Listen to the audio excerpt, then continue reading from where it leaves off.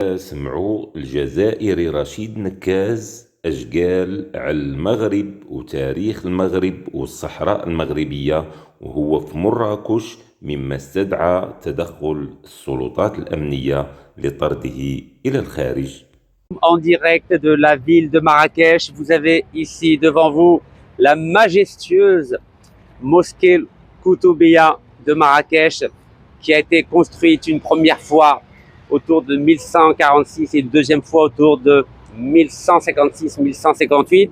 Et devinez par qui cette mosquée a été construite? Par un Algérien, un berbère algérien qui s'appelle Abdel Moumen, qui a été érigé au centre de la ville algérienne de Nadrouma, non loin de la ville de Tlemcen. Alors Abdel Moumen, l'Algérien, a fait ses études donc à la mosquée de Tlemcen, et autour de 1123, il a rencontré un autre berbère qui vient du sud du Maroc, qui s'appelait Ibn Toumart. Ce Ibn Toumart est célèbre car c'était un prédicateur convaincu, passionné, un grand théologien. Et la rencontre de ces deux hommes a eu lieu non loin de Béjaïa, la capitale des Hamadites. Vous savez que Béjaïa était la première capitale de l'Algérie au XIe siècle. Et à ce moment-là, Abdelmoumen s'apprêtait à parfaire ses études de théologie à Bagdad.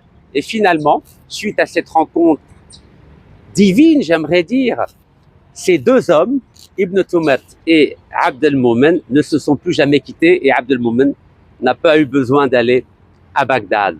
Et ensemble, donc le Marocain Ibn Toumart et l'Algérien Abdelmoumen ont développé le concept d'unicité divine.